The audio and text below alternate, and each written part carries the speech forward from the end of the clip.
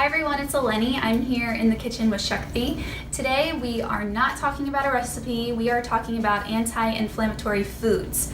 So I'm sure you have probably heard about inflammatory foods. It's a big buzzword right now. There's a lot of information about it out there on the internet. So the anti-inflammatory diet or lifestyle is something that we talk about a lot here at Shakti.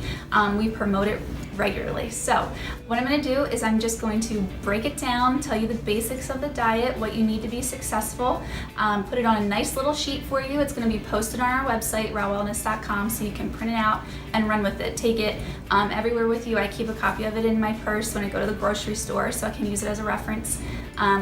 When you start getting into the nitty-gritty of these diets, they get a little complex, a little complicated. So best advice I can give you is that if you start to get confused and don't really know what's left for you to eat, come into the office and sit down with one of us here at Shakti, and we can really help you work yourself through it and get you the best options to be successful. So I hope this is helpful and I hope you enjoy it.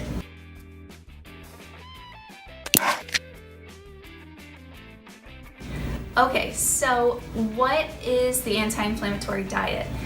So essentially it's 4 weeks long.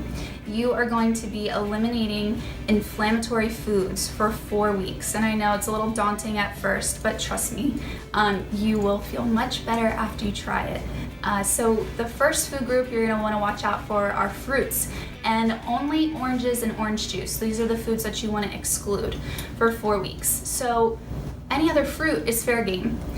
You can have berries, you can have bananas, all of that, those are fine. Oranges and orange juice. The next food group is your vegetables. So we want you to avoid corn and creamed vegetables. The rest of the vegetables are good to go. Starches. Gets a little bit more tricky here because you want to go gluten-free. You don't have to go grain-free, so you can still do quinoa and other gluten-free grains. But we want you to avoid wheat, spelt, kamut, rye, other gluten-containing products. And the place where that gets a little sticky is breads and cereals. So it's like, what do I eat for breakfast? We're gonna change the way you think about breakfast with this one. So you might, have to do a little bit of reading, but I'm sure you'll find it. Legumes is the next one. So no soy, no tofu, tempeh, soybeans, soy milk, they can all be very inflammatory. The next is nuts and seeds, and that's peanut butter. And I know it's a lot of people's favorites, but peanuts are actually considered a legume. So they contain really high amounts of mold and bacteria, and that's why we have you take them out of your diet. They're super inflammatory, not good for you. So if you're a person that likes peanut butter, try almond butter, cashew butter. There's sunflower nut butter now. There's tons of options, so give one of those a try instead. Next is meat and fish. So you want to think lean cuts of meat. No beef, pork, cold cuts, those sorts of things. You also want to avoid shellfish. That's another big one. But you can do salmon, and you can even do fresh and frozen fish too. So keep that in mind.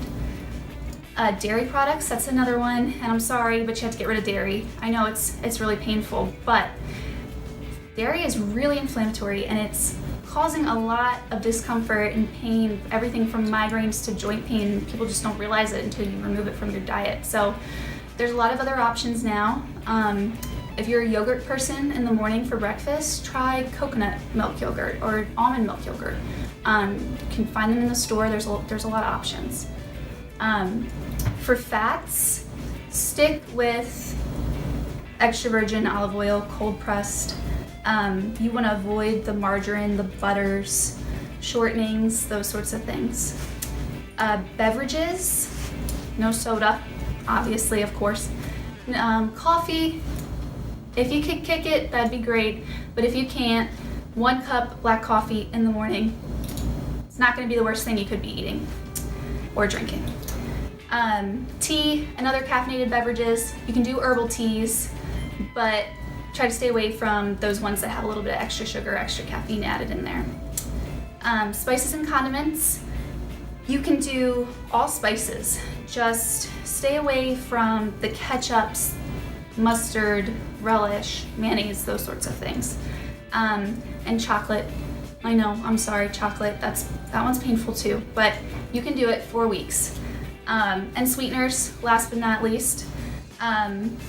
This one comes into play more often than you'd think, because when you start reading those food labels, you're gonna see that there's a lot of sweeteners hiding in your food and you didn't realize it. But you wanna avoid white or brown refined sugars for sure, and high fructose corn syrup.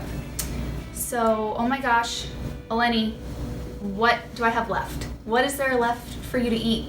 And honestly, there's a lot. There's a big, wide world out there of non-inflammatory foods or anti-inflammatory foods. And those are the things that you're going to be emphasizing and focusing on when you're following this diet. So if you have questions, there's going to be a cheat sheet posted online at our website, rawwellness.com. Print it out and read it over, see if you have questions. Best advice I can give you is to come into the office. So I hope this was helpful in helping you, understand and work through the anti-inflammatory diet. And again, if you need help, we're always here.